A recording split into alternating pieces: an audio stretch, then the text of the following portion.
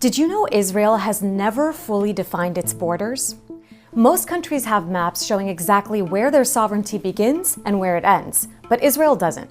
Israel's borders with Egypt and Jordan were first set as armistice lines after the 1948 Arab-Israeli War, then formalized through peace treaties in 1979 and 1994.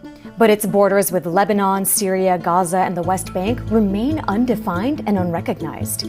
Even within Israel itself, no official map shows agreed-upon national boundaries.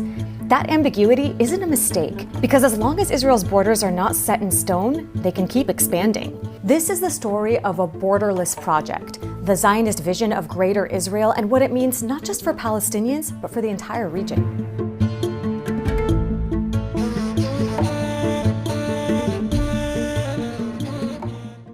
For more than a century, Zionist leaders have pushed for the establishment of Greater Israel, a state of Israel that would stretch far beyond the territory it controls today.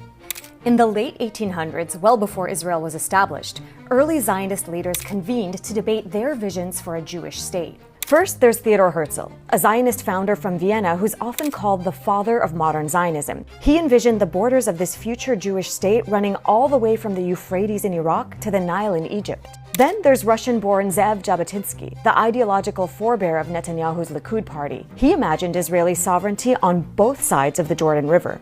In 1947, Zionist leaders accepted the UN partition plan that proposed dividing Palestine into two separate states, one Palestinian and the other Jewish.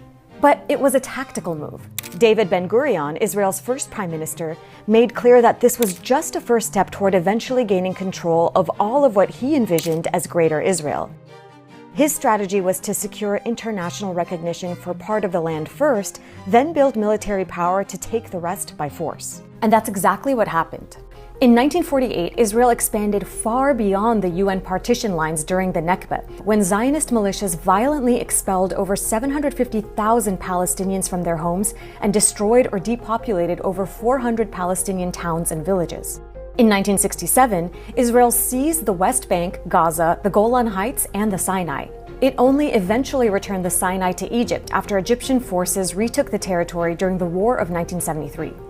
Ever since then, Israel has continued expanding its territory throughout the West Bank by establishing facts on the ground, settlements, outposts, and military zones that have proven impossible to reverse despite being illegal under international law.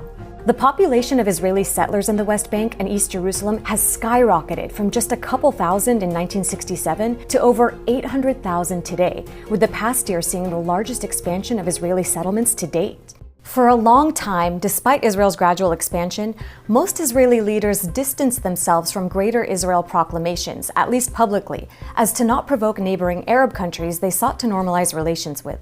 But more radical settler groups like Gush Emunim, a messianic settler movement founded in the 1970s, never abandoned the Greater Israel vision and continued to tie the expansion of Israeli settlement to religious destiny. Their efforts helped fuel the rapidly growing settler movement we see entrenching its control in the West Bank as we speak. This is the promise of God to the patriarchs of the Jewish nation. It's 3,000 kilometers. It's almost as big as the Sahara Desert. So this is the biblical Israel. Yes. Can I call it? Yeah. And this is so which countries are these? And which country? Don't mention. And today, Greater Israel can no longer be disregarded as a fringe idea.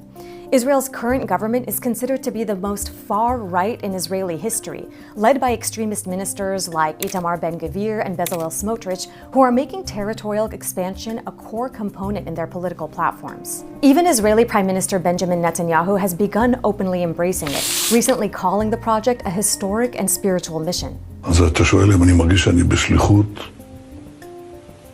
היסטורית ורוחנית, התשובה היא כן. It's a statement with huge implications, not just for Palestinians, but for the whole region. Israeli soldiers have been spotted wearing Greater Israel patches as they commit genocide in Gaza, and Israeli leaders are calling for the ethnic cleansing of Gaza's entire population to be replaced by Israeli settlers. Some Israelis have gone as far as openly invoking Nazi Germany's Lebensraum doctrine, land conquest for living space, to push for settlement expansion into areas Israel's occupying in southern Lebanon and Syria. In the West Bank, Israel's government recently approved construction of new settlements that would effectively divide the West Bank in two and prevent the establishment of a contiguous, viable future Palestinian state. Because Israel has never officially defined all of its borders, each war, land grab, and bombing campaign has the potential to redraw the map of Israeli control in the long term. Each new fact on the ground inches Israel closer to its ultimate goal of returning Greater Israel into a reality. And each time the world averts its gaze and lets Israel get away with violating its neighbor's sovereignty, Israel's leaders get more emboldened. History shows us that expansionist powers won't stop unless they're forced to.